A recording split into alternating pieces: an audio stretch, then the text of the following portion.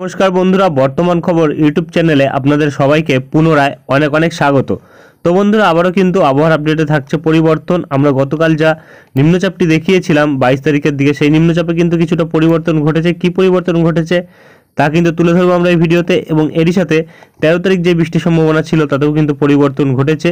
বৃষ্টি বাড়লো না কমলো তা কিন্তু দেখাবো আমরা এই ভিডিওতে। তাই বিস্তারিত আপডেট জানতে হলে এবং সঠিক আপডেটটি পেতে হলে ভিডিওটি অবশ্যই শুরু থেকে শেষ অবধি দেখবেন, এবং ভালো লেগে থাকলে একটি লাইক করবেন। আর আমাদের ভিডিওটির নিচে একটি লাল রঙের সাবস্ক্রাইব বাটন আছে, সেটিকে টিপে তার পাশে থাকা বেল আইকনটিকে অল অপশনে দিয়ে আমাদের সাথে থাকবেন।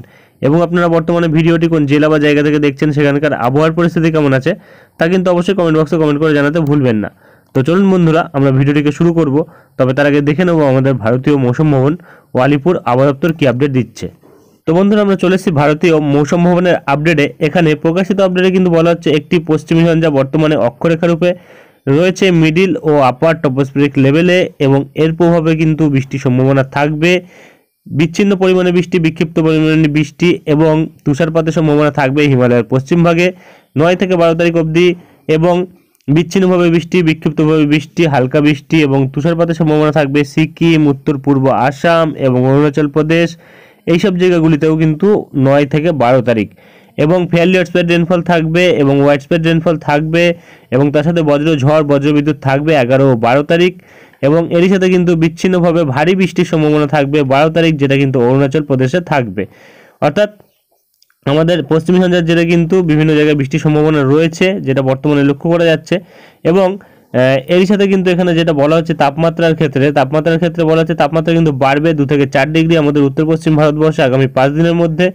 এবং এখানে বলা হচ্ছে তাপমাত্রার তেমন কোনো বড় পরিবর্তন লক্ষ্য করা যাবে না মধ্য ও পূর্ব ভারতের ক্ষেত্রে, যেটা কিন্তু আগামী 24 ঘন্টা।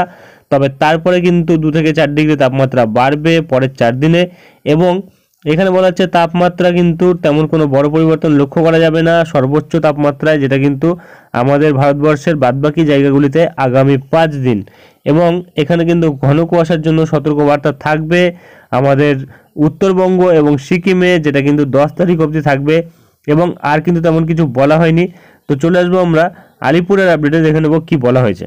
তো বন্ধুরা, আমরা চলে এসেছি আলিপুর আবহাওয়া দপ্তর আপডেটে। এখানে প্রকাশিত আপডেটে দক্ষিণবঙ্গের ক্ষেত্রে যে আপডেট দেওয়া হয়েছে তাতে বলা হয়েছে শুষ্ক আবহাওয়া থাকবে গতকালের মতনই, যেটা বর্তমানে লক্ষ্য করা যাচ্ছে। তবে এখানে কিন্তু হালকা থেকে মাঝারি কুয়াশার সতর্কবার্তা থাকবে কিছু কিছু জেলার ক্ষেত্রে।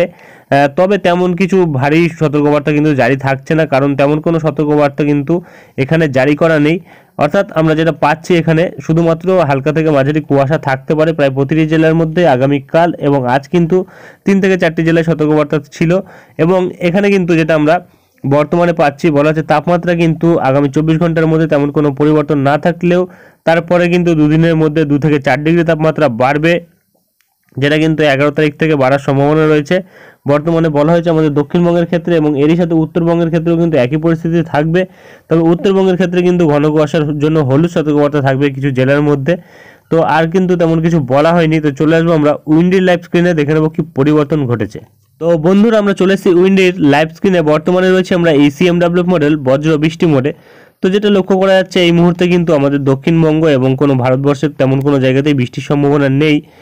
তবে পশ্চিমী ঝঞ্ঝার জেরে কিন্তু হিমালয়ের পশ্চিম ভাগে বৃষ্টির সম্ভাবনা থাকবে। ক্রমশ যদি আমরা এগিয়ে যাই আস্তে আস্তে, তারপরে কিন্তু 13 তারিখের দিকে আমরা দেখতে পাবো একটা বৃষ্টি থাকছে, কারণ হালকা করে কিন্তু পশ্চিমী ঝঞ্ঝার জেরে এবং নিম্নচাপের জেরে কিন্তু দেখা যাচ্ছে যে বৃষ্টির সম্ভাবনা থাকছে আমাদের দক্ষিণ 24 পরগনার সুন্দরবন এলাকায়, এবং এপাশে বাংলাদেশের সুন্দরবন এলাকায় কলাপাড়া, মাঠবেড়িয়া এবং লালমোহন, তারই সাথে মতিরহাট এবং সেনবাগ, এইসব জায়গাগুলিতে কিন্তু লক্ষ্য করা যাচ্ছে একদমই হালকা পরিমাণে বৃষ্টি থাকতে পারে। তেমন কোনো ভারী বৃষ্টি থাকার কিন্তু তেমন কোনো সম্ভাবনা এই মুহূর্তে লক্ষ্য করা যাচ্ছে না। তবে যদি পরিবর্তন ঘটতেও পারে, কারণ আবহাওয়া কিন্তু পরিবর্তনশীল, যে কোনো মুহূর্তে কিন্তু পরিবর্তন ঘটতে পারে। এবং এপাশে চট্টগ্রামের দিকে কিন্তু 14 তারিখ বৃষ্টি থাকছে, এপাশে ত্রিপুরার দিকে কিছু কিছু জায়গায় বৃষ্টি থাকছে, এবং এপাশে কিন্তু আমরা দেখতে পাচ্ছি নাগাল্যান্ডের দিকেও কিন্তু বৃষ্টি থাকছে। এবং ক্রমশ কিন্তু আমরা যদি এগিয়ে যাই তারপরে কিন্তু দেখতে পাচ্ছি 14 তারিখের দিকে কিন্তু দুপুরবেলার দিকে আবারও বৃষ্টির পরিমাণটা বাড়ছে, তারপরে কিন্তু আবারও কমে যাচ্ছে। আর কিন্তু তেমন কোনো বিশেষ পরিবর্তন নেই। এবং 17-18 তারিখ যে বৃষ্টির সম্ভাবনা ছিল সেটা কিন্তু গতকালই আমরা দেখিয়েছিলাম যে সেটা কিন্তু আর ছিল না। তবে এখানে কিন্তু দেখা যাচ্ছে 17 তারিখের দিকে একটা হালকা নিম্নচাপ কিন্তু রয়েছে, যেটা বর্তমানে লক্ষ্য করা যাচ্ছে। তবে এটা কিন্তু আস্তে আস্তে পরিবর্তন ঘটিয়ে বৃষ্টিপাত ঘটাতেও পারে। এখনও কিন্তু কিছুদিন রয়েছে হাতে, যেটা আমরা বর্তমানে লক্ষ্য করতে পারছি। এবং আর কিন্তু তেমন কোনো বড় পরিবর্তন নেই। এবং এপাশে কিন্তু আমরা যেটা দেখিয়েছিলাম, একটি লো প্রেশার এরিয়া কিন্তু ছিল, যেটা কিন্তু 22 তারিখের দিকে ক্রমশ শ্রীলঙ্কার কাছে অবস্থান করছিল। আজ কিন্তু আমরা যেটা পাচ্ছি, কিছুটা পরিবর্তন কিন্তু থাকছে। কারণ 23 তারিখ অবধি যদি আমরা লক্ষ্য করি, তাহলে 23 তারিখের দিকে কিন্তু দেখতে পাচ্ছি নিম্নচাপটি কিন্তু একই জায়গায় অবস্থান করছে, শক্তি বাড়াচ্ছে ক্রমশ, যেটা আমরা বর্তমানে লক্ষ্য করতে পারছি। এবং অনেকটা এরিয়া জুড়ে কিন্তু এবার বৃষ্টিপাতের সম্ভাবনা থাকছে, যেটা আমরা বর্তমানে পাচ্ছি। বিক্ষিপ্ত পরিমাণে বৃষ্টি কিন্তু এবার শ্রীলঙ্কার দিকে থাকতে পারে 23 তারিখের দিকে, এবং 22 তারিখের দিকে কিন্তু তেমন কোনো বৃষ্টির সম্ভাবনা থাকবে না। তবে এপাশে পোর্ট ব্লেয়ার অর্থাৎ আন্দামান নিকোবর দ্বীপপুঞ্জের দিকে কিন্তু বৃষ্টি থাকতে পারে। এবং ক্রমশ যদি আমরা তাপমাত্রার উপর নজর রাখি, কারণ তাপমাত্রার হেরফের ঘটবে, তাপমাত্রার উপর নজর রাখলে কিন্তু আমরা সর্বনিম্ন তাপমাত্রায় তেমন কোনো হেরফের দেখতে পাবো না। এরপরে কিন্তু আমরা দেখতে পাবো সর্বোচ্চ তাপমাত্রায় হেরফের থাকবে, কারণ সকাল 10টার দিকে কিন্তু তাপমাত্রা প্রায় 31 ডিগ্রির কাছাকাছি পৌঁছে যাবে, যেটা কিন্তু আগামী 15 দিনের মধ্যে। এবং আগামী 14 দিনের মধ্যে কিন্তু সকাল 10টার দিকে তাপমাত্রা প্রায় 32 ডিগ্রি থাকবে।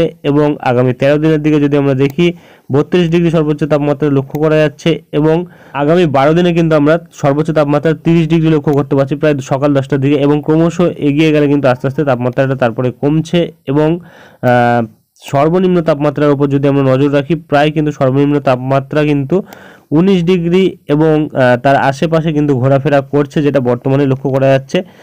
আগামী 20 তারিখেও কিন্তু দেখা যাচ্ছে সর্বোচ্চ তাপমাত্রা কিন্তু সর্বনিম্ন তাপমাত্রা কিন্তু থাকছে 18 ডিগ্রি, এবং 21 তারিখে থাকছে 19 ডিগ্রি।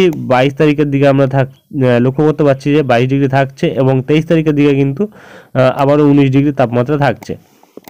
অর্থাৎ তাপমাত্রার কিন্তু একটু ফ্লাকচুয়েশন হচ্ছে, যেটা বর্তমানে লক্ষ্য করা যাচ্ছে।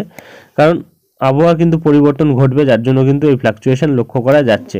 এবং আগামীকাল কিন্তু সর্বনিম্ন তাপমাত্রা লক্ষ্য করা যাচ্ছে, যেটা থাকবে প্রায় 16 ডিগ্রির কাছাকাছি। অন্যান্য জায়গাগুলিতে কিন্তু প্রায় 14 ডিগ্রি 12 ডিগ্রি থাকবে।